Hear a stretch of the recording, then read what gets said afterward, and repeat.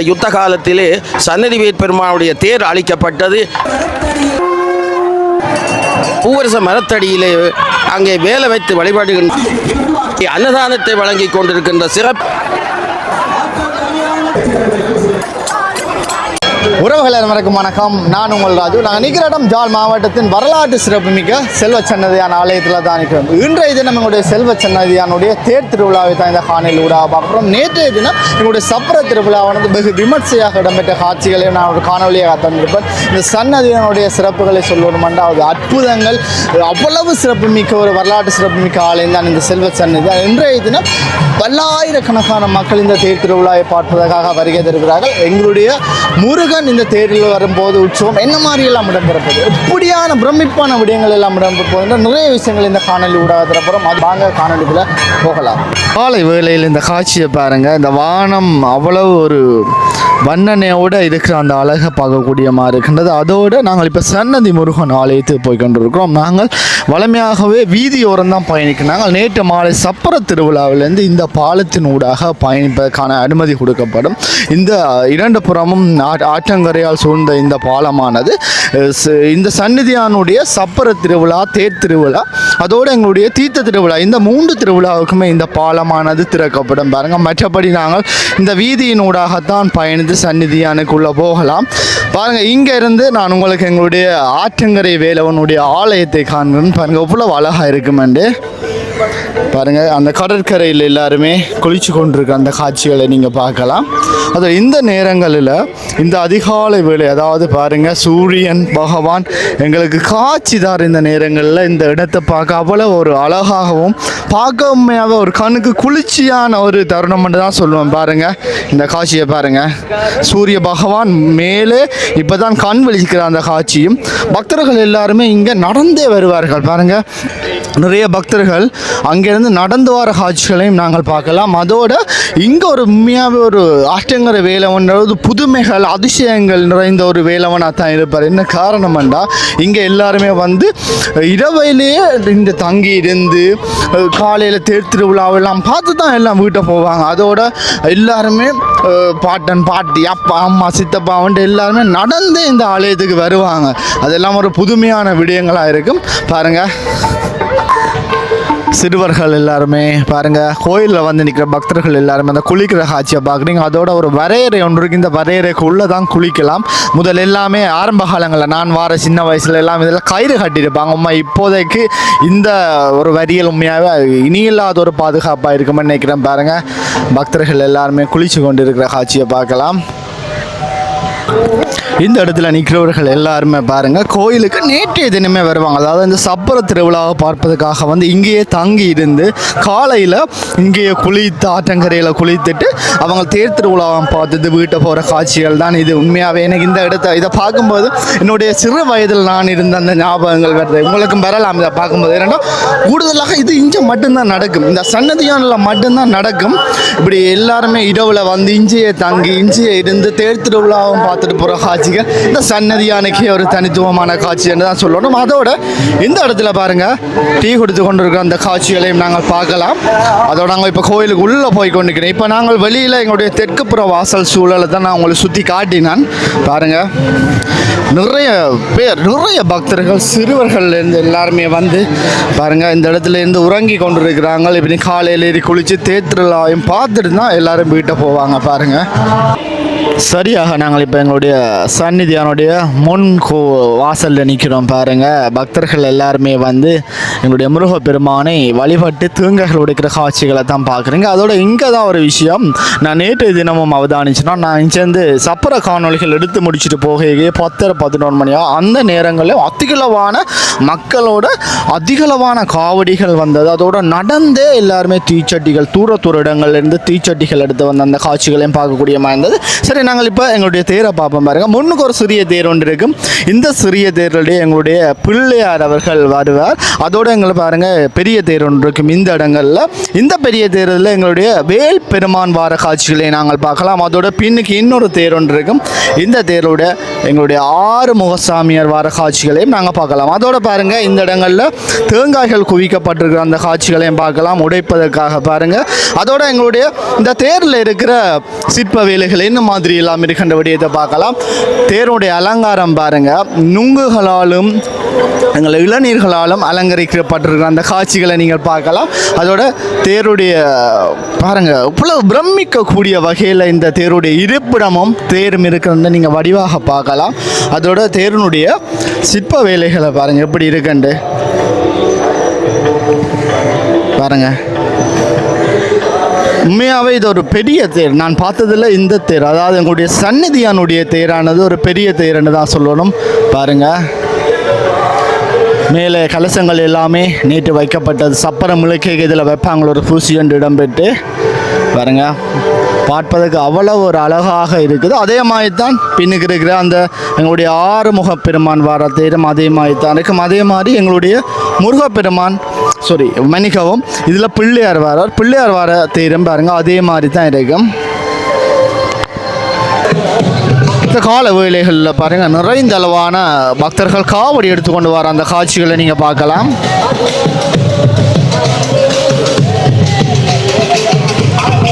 பாருங்க, பக்தியில் ஆடிக்கொண்டு போகிற காட்சிகள், தொடர்ந்து அந்த மேளதாளங்கள் அதெல்லாமே உண்மையாக எந்த இடங்களில் பார்க்குறதுக்கு அவ்வளோ ஒரு பக்திபூர்வமாக இருக்குன்னு பாருங்கள். சிறுவர்கள் எல்லாருமே காவடி எடுத்துகிட்டு போகிறாங்க.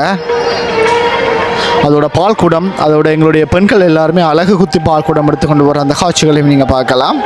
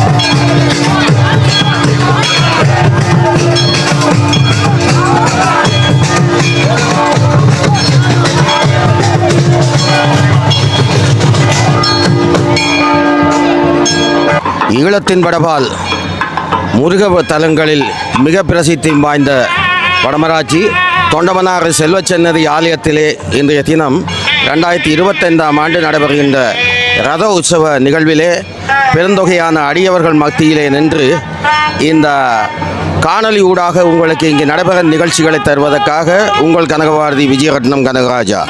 ஆம், இன்றைய தினம் ரத உற்சவம் நடைபெற அங்கே முருகப்பெருமானுடைய திருவருள் கைகூடியுள்ளது. முன்னொரு காலத்திலே அங்கே கந்தபுராணத்திலே முருகப்பெருமானுடைய திருவருள் அங்கே மிக அருமையாக பல விடயங்கள் தெரிவிக்கப்பட்டிருக்கின்றன. அந்த வகையிலே கந்தபுராணத்திலே சொல்லப்படுகின்றது, அங்கே சூரபத்மனை சந்தித்து அந்த யுத்தத்தை நிறுத்தி அவர் சுமூகமாக உரையாடலை செல்வதற்காக வீரவாகு தேவர் அங்கே இங்கே சூரனை சந்திப்பதற்காக இந்தியாவிலிருந்து புறப்பட்டு வள்ளி நதி கரையிலே தொண்டமநாட்டிலே இறங்கி அந்த பகுதியிலே வந்திருக்கின்றார். அப்பொழுது சந்தி காலமான மாலை வேளையாகிவிட்டது. எனவே முருகப்பெருமானுக்கு பூஜை செய்ய வேண்டிய நிலை ஏற்பட்டது. அந்த இடத்திலே அவர் வேலொன்றை வைத்து அங்கே பூஜை செய்ததாக அங்கே கந்தபுராணத்தில் சொல்லப்படுகின்றது. ஆகவே மிக தொன்மையான காலத்திலே அங்கே வரலாறுகளை கொண்டது இந்த சந்நிதி வேட்பெருமான் ஆலயம். சந்நிதி என்றாலே எந்நிதியின் தருவார் சந்நிதி வேலவன். நோய்களை நீக்குபவர், அங்கே வறுமையை நீக்குபவர், திருமணம் நடைபெறாத கன்னிகைகளுக்கு திருமணத்தை கொடுப்பவர், அங்கே தீராத நோய்களை எல்லாம் தீர்க்கின்ற சக்தி இந்த சந்நிதி வேட்பெருமானுக்கு உண்டு. இந்த சந்நிதி ஆற்றங்கரையிலே அங்கே வள்ளி நதி என்று சொல்லப்படுகின்ற தீர்த்த நதி ஒன்று அங்கே ஓடிக்கொண்டிருக்கின்றது. எந்த அடியவர்களும் அந்த தீர்த்தத்திலே வந்து நீராடி தங்களுடைய வேண்டுதலை இந்த ஆலயத்திலே அங்கே அவர்கள் ஆலய பூசகராலே வழங்கப்படுகின்ற விபூதியை தரித்து அங்கே இருக்கின்ற அந்த எண்ணெயை தொட்டு தலையிலே தடவி அங்கே நோய்பட்ட காயம்பட்ட இடங்களில் எல்லாம் பூசி வழிபடுவது மரபாகும். அங்கே நோய்கள் குணமடைந்துவிடும். ஆகவே அநாதவரற்ற நிலையிலே கைவிடப்பட்ட பல ஏழைகள் இந்த ஆலயத்திலே வந்து குடிபுகுந்திருக்கின்றார்கள். ஈழத்திலே எங்கும் காணப்படாத 50க்கும் மேற்பட்ட மடங்கள் முன்னொரு காலத்தில் இருந்தன. இப்பொழுது அந்த மடங்கள் யுத்த காலத்திலே இடித்து அழிக்கப்பட்டு விட்டது. இப்பொழுது ஒரு சில மடங்கள் அங்கே திருத்தம் செய்யப்பட்டிருக்கின்ற காட்சிகளை நாங்கள் பார்க்கின்றோம். ஆகவே அன்னதான கந்தன் என்று சொல்லப்படுகின்ற அந்த முருகப்பெருமான் அங்கே மூலஸ்தானத்திலே வெள்ளிவேல் பெருமானாக இருக்கின்றார். இந்த வெள்ளிவேலை மருதர் கதிர்காமருக்கு அங்கே கதிர்காமத்திலே வைத்து முருகப்பெருமான் கையளித்ததாக சில சம்பவங்கள் வெளிப்படுத்துகின்றன. ஆலயத்தினுடைய அந்த மூலஸ்தானத்திலே வெள்ளிவேலே காணப்படுகின்றது என்ற செய்தியை தருகின்றோம். அங்கே நல்லூரிலே அங்கே தங்கத்தினாலே செய்யப்பட்ட வேல் காணப்படுகின்றது. கதிர்காமத்திலே சூக்கும வடிவிலே முத்துலிங்க சுவாமிகள் கொடுத்த அந்த பெட்டியிலே அவருடைய அந்த தாரக மந்திரம் என்று சொல்லப்படுகின்ற முருகப்பெருமானுடைய அந்த மந்திரம் பொறிக்கப்பட்ட அந்த தகடு இருக்கின்றது. திரச்சீலை அங்கே காணப்படுகின்றது. திரச்சீலைக்கு பின்னுக்குத்தான் முருகப்பெருமான் இருப்பதாக நாங்கள் எல்லோரும் அங்கே வழிபடுகின்றோம். ஆகவே சூக்கும வடிவிலே கதிர்காமத்திலே முருகப்பெருமான் காணப்பட, இங்கே மண்டூரிலே முருகப்பெருமான் அங்கே வேற்பெருமானாக இருக்கின்றார். அங்கே கதிர்காமம், மண்டூர், சந்நிதிவேல் இந்த 3 இடங்களிலேயும் வழிபாடுகள் வந்து வாய்கட்டி அங்கே பூஜை செய்வார்கள். ஏனெனில் மந்திரங்கள் தெரியாது என்று கதிர்காமம் சொன்ன பொழுது, நீ வா, நான் உனக்கு பூஜை வழிபாடுகளை சொல்லித் தருகின்றேன் என்று கதிர்காமத்திற்கு அழைத்தி சென்றிருக்கின்றார் கதிர்காமரை. ஆகவே மந்திர தந்திரங்கள் ஒன்றும் இல்லை. இந்த ஆலயம் ஆதியிலே அங்கே பூவரச மரத்தடியிலே அங்கே வேலை வைத்து வழிபடுகின்றார்கள். ஆகவே முன்னொரு காலத்திலே கதிர்காம காட்டிலே ஐராவசு என்ற தேவனொருவன் அங்கே தேவலோகத்தில் செய்த தவறுக்காக வியாழ பகவானாலே சபிக்கப்பட்டு கதிர்காம காட்டிலே வந்து யானையாக அவன் அலைந்து திரிகின்றான். அங்கே சிகண்டி முனிவர் மீது அவன் தாக்குதலை செய்ய முற்பட, சிகண்டி முனிவர் வெத்திலி ஒன்றை வேலாக பாவித்து அந்த யானையை தண்டிக்கின்றார். அந்த யானையானது அந்த ஞான ஒளியை பெற்று அவங்க சிகண்டி முனிவரிடம் திருவருளை பெற்று கொண்டு சன்னதியிலே வந்து பிற்காலத்திலே இருந்து அந்த பூவரச மரத்தடியிலே இருந்து சமாதியடைந்ததாக இங்கே வரலாறுகள் சில தெரிவிக்கின்றன என்ற செய்தியை தெரிவிக்கின்றோம். பூசைகள் ஆரம்பமாகிற அந்த காட்சிகளை தான் நீங்கள் இப்போ பார்க்குறீங்க.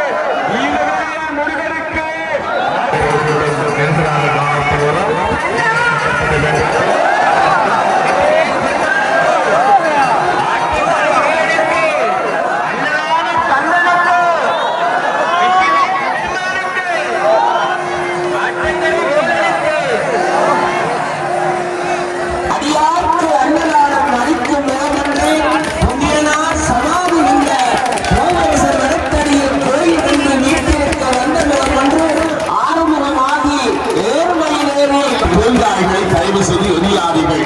தேங்காயினுடைய இளமையும் நல்ல மாசு விற்கப்பட்டிருக்கிற கல்லிலே உடையுங்கள்.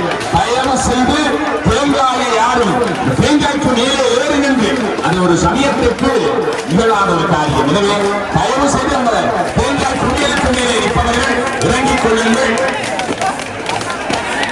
அந்த தேங்காய்களை பின்னிட்டு எரிய வேண்டாம். தயவு செய்து அங்கே வைக்கப்பட்டிருக்கின்ற கல்லிலே தேங்காய் உடையுங்கள். தேங்காயினுடைய இளமையும் நலமாசு அதிலே நீராடினால் மகாபெரிய பாவம். எனவே இதையெல்லாம் நீங்கள் விளங்கிக் கொள்ள வேண்டும். நாங்கள் ஏன் துன்பத்திலே அணுகுகிறோம் என்றால் இப்படியான தகாத காரியங்கள் செய்வதனாலே. அதனாலே தயவு செய்து தேங்காய்களிலே நீராடாதீர்கள். அது நல்ல மாசு, அதை தொற்றிக் கொள்ளக் கூடாது. எனவே இதையெல்லாம் செவிமடுத்து சென்றதிலும் அங்கே கிழக்கு வானிலே வெகு மெதுவாக சுடர் விளப்ப செல்வச்சென்னதி வடிவேலன், எங்கள் வடிவேலன், எங்கள் வெளிவடிவேலன் திருப்பேரிலே ஆரோகணிக்கிறான். படம் பிடிப்பார் வாழ்வெல்லாம் அவன் இடம் பிடிக்கின்ற கந்தன் அல்லவா. எனவே அற்புதமான தொண்டைமராட்டன் கிடைக்கு பல்லாயிரக்கணக்கான லட்சம் அடியவர்களை கண்பாலித்த குடல் அல்லவா. வெள்ளிவேல் அழகா முருகா, துயரோடு வந்தோம், துன்பத்தோடு வந்தோம், நோயோடு வந்தோம், அல்லலோடு வந்தோம், கஞ்சலுக்கு பாரடா கருணை வடிவேல் அழகா, வெள்ளிவேல் அழகா, என் துன்பத்தை தீர்க்க உயிர்விட்டால் களவு. இந்த மண்ணுலகிலே தயவு செய்து தேங்காய்களை எரியாதீர்கள். தயவு செய்து மீண்டும் மீண்டும் சொல்லுகிறோம், தேங்காய்களை எங்கே எரிந்தவர்கள் அதே போல மெதுவாக விநாயக பெருமான் வேலமுகத்த விநாயகனுடைய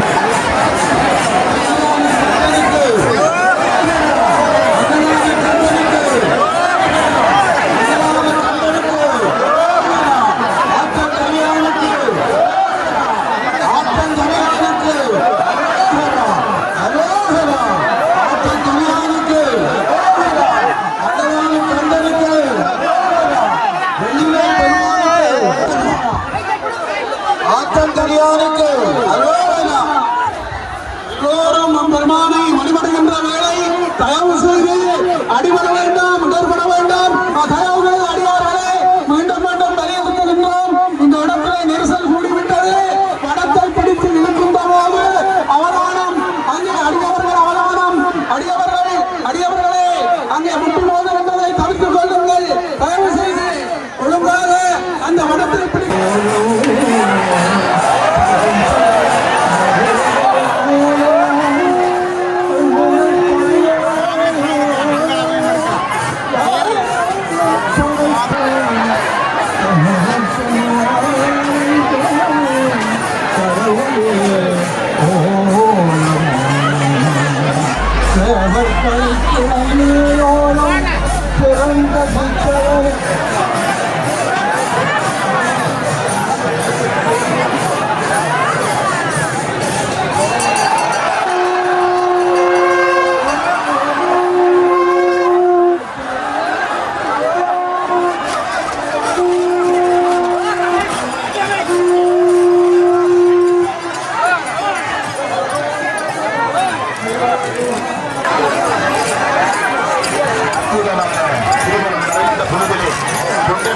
செல்வச்சன்னதியானுடைய சித்திரத்தேர் புறப்பட்டிருக்கிறது.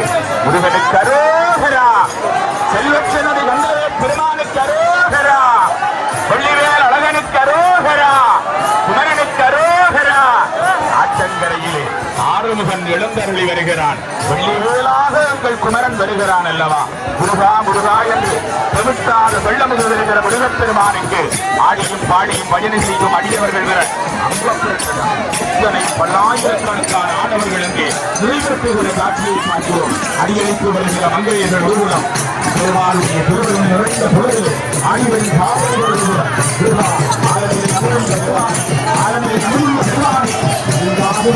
எல்லாம் தீர்ந்தல்லவா, நன்றாக எல்லாம்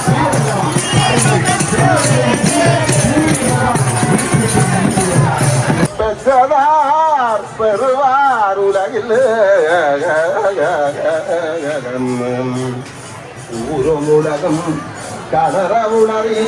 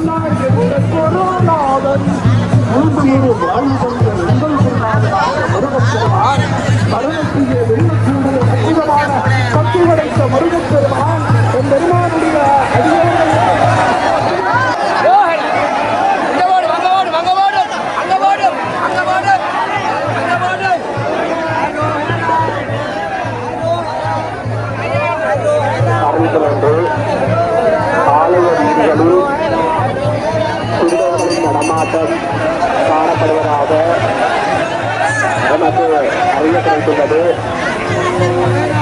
பல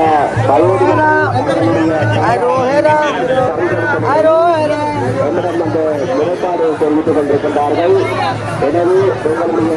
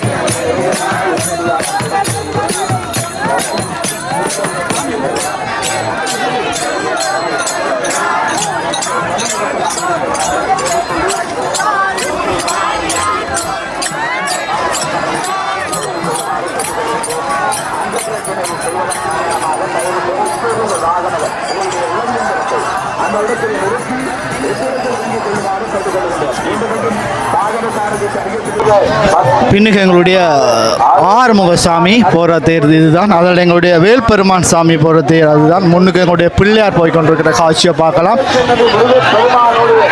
அவ்வளவு பக்தர்கள் கூட்டம், இன்றைய தினம் கட்டு கடங்காத பக்தர்கள் கூட்டம் பாருங்க.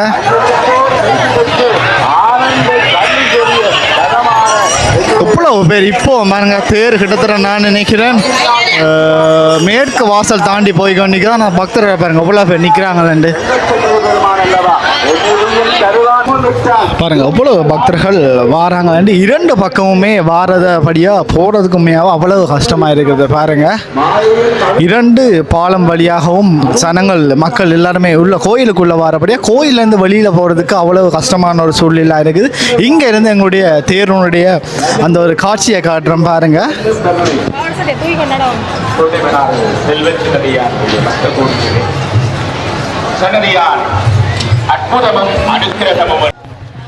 பாருங்க அவ்வளோ பக்தர்கள் நிற்கிறாங்க. இப்போ தேரானது வடக்கு புற வாசல் நோக்கி போகிற காட்சியை தான் நீங்கள் இப்போ பார்க்குறீங்க.